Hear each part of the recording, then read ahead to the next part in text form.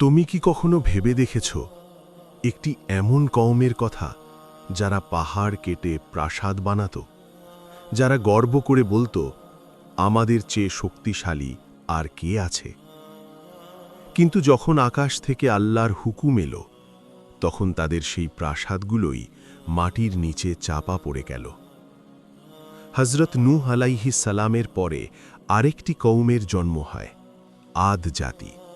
তারা ইয়েমেন ও ওমানের মাঝামাঝি এক অঞ্চল আহকাফের মরুভূমিতে বাস করত। তাদের শহরের নাম ছিল ইরাম জাতুল ইমাদ, অর্থাৎ স্তম্ভওয়ালা নগর, যার মিনারগুলো যেন আকাশের সাথে কথা বলত। তাদের দেহ ছিল পাহাড়ের মতো শক্ত, তাদের উচ্চতা যেন মেঘ ছুঁয়ে ফেলত, আর তাদের অহংকার আকাশও চিরে দিত। তারা বলতো, আমরাই এই জমিনের উত্তরাধিকারী, আমরাই চিরকাল বেঁচে থাকব। আহকাফের বালুর মধ্যে তাদের বসতি দূর দূরান্ত পর্যন্ত বিস্তৃত ছিল। তাদের ঘোড়ার খুঁড়ের শব্দে জমিন কেঁপে উঠত। রাতে তাদের প্রদীপের আলো বহু দূর পর্যন্ত ঝলমল করত। মনে হতো তাদের শহর যেন জমিনের উপর রাখা এক রাজমুকুট। তাদের সভা সমাবেশে তারা প্রায়ই এক কথাই বলতো, আমাদের মতো মানুষ আর কখনো জন্মাবে না। তাদের শিশুরাও অল্প বয়সে ভারী পাথর তুলে শক্তি প্রদর্শন করত। বুড়োরা গর্ব করে বলতো, আমাদের সন্তানরাও পাহাড় নত করবে। আজ জাতির আরেকটি অদ্ভুত বিশ্বাস ছিল। তারা মনে করত হাওয়া তাদের দাস। তাদের যুবকেরা উপত্যকার মাঝে দাঁড়িয়ে দু হাত মেলে ধরত আর হাসতে হাসতে বলতো, দেখো, বাতাসও আমাদের শরীরের আনুগত্য করে। বয়োজ্যেষ্ঠরা গর্বভরে বলতো, আমাদের পূর্বপুরুষরা হাওয়ার দিক বদলে দিত, আমাদের কে আটকাবে? তারা যখন দূরে ঝড় আসতে দেখত, তখন হেসে বলতো, বাতাস তো আমাদের পক্ষেই, এটা আমাদের নয়, আমাদের শত্রুদের উপর পড়বে। কিন্তু তারা জানত না, যে হাওয়াকে তারা নিজেদের দাস মনে করত, সেই হাওয়াই একদিন তাদের সবচেয়ে বড় শত্রু হবে। আদ জাতি শুধু লম্বা ছিল না, তাদের দেহ গঠন ছিল সাধারণ মানুষের চেয়ে বহু গুণ বড়। নদীর তীরে আজও পাহাড়ের মাঝে তাদের বিশাল পায়ের ছাপ পাওয়া যায়, যা দেখে মানুষ অবাক হয়ে যায়। তাদের বাড়ির দরজাগুলো এত উঁচু ছিল যে একটি ঘোড়াও তার আরোহী একসাথে সোজা ঢুকে যেতে পারত। তাদের বাসনপত্র পাথরের তৈরি ছিল, একটি পাত্রেই পুরো পরিবারের খাবার রান্না হয়ে যেত। সময় গড়াতে লাগল, অহংকার বাড়তে লাগল, গর্ব আরও তীব্র হল। তারপর আল্লাহ তাদের কাছে পাঠালেন নিজের নবী হযরত হুদ আলাইহিস সালাম। তিনি বললেন, হে আমার কওম, একমাত্র আল্লাহর ইবাদত করো, তিনি ছাড়া আর কোনো উপাস্য নেই। কিন্তু তারা বলল, তুমি কি চাও আমরা আমাদের বাপদাদার ধর্ম ছেড়ে দিই? আমরা শক্তিশালী, আমাদের কেউ ছুঁতেও পারবে না। হযরত হুদ আলাইহিস সালাম আবার বললেন, আমি তোমাদের এমন এক আযাবের ভয় দেখাচ্ছি যা তোমরা কল্পনাও করতে পারো না।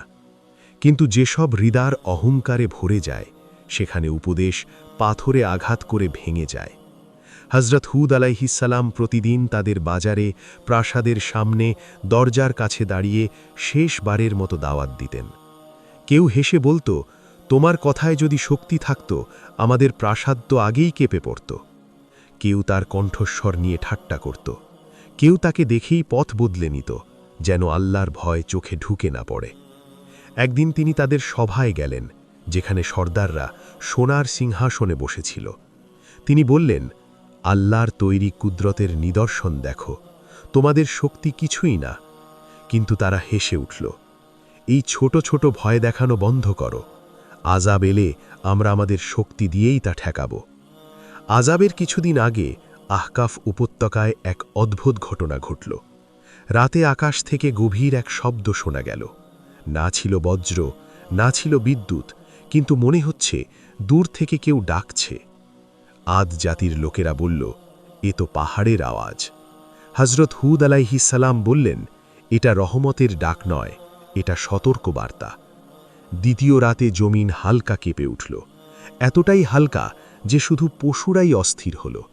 মানুষ হেসে বলল, দেখো, জমিনও আমাদের শক্তিকে ভয় পায়। তারা জানত না এটাই ছিল জমিনের শেষ প্রতিবাদ। তারপর এলো আল্লাহর ফয়সালা। প্রথমে এলো খরা, 3 বছর 1 ফোঁটা বৃষ্টিও হলো না। নদী শুকিয়ে গেল, কূপগুলো জ্বলে উঠল, জমিন পাথরের মতো শক্ত হয়ে গেল। মানুষ আকাশের দিকে তাকিয়ে থাকত, কবে বৃষ্টি আসবে? কিন্তু আকাশের জবাব ছিল নীরবতা। প্রথম বছর তারা বলল, এ তো সামান্য সমস্যা। দ্বিতীয় বছর তৃষ্ণা তাদের জিহবা শুকিয়ে দিল, খালি কলস দেওয়ালে আঘাত খেতে লাগল, পশুরা তৃষ্ণায় লুটিয়ে পড়ল।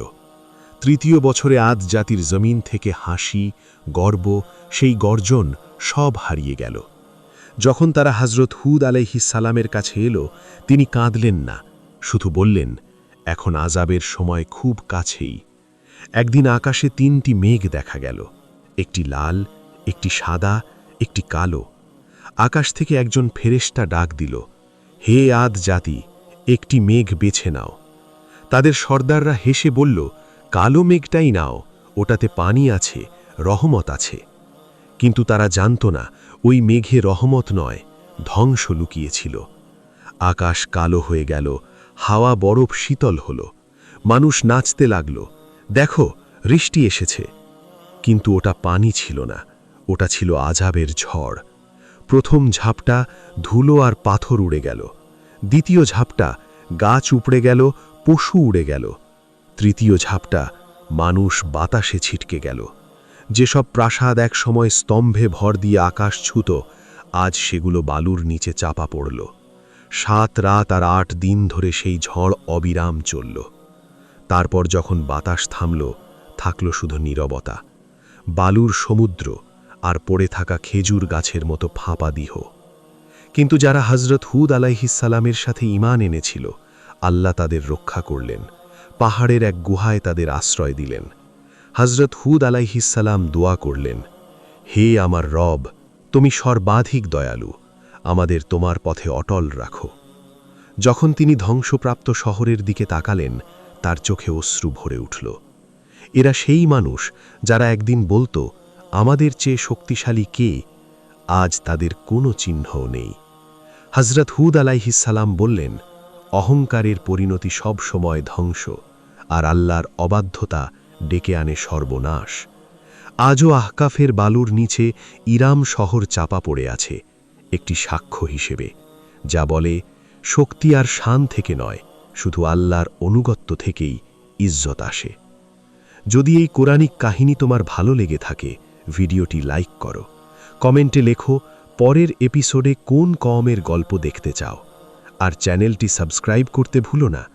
এটা শুধু গল্প নয়, এটা এক বাস্তবতা, যা মনে করিয়ে দেয়, যখন মানুষ অহংকারে ডুবে যায়, জুলুম আর অবিচার চালু করে, তখন আল্লাহ তাকে মুছে দেন।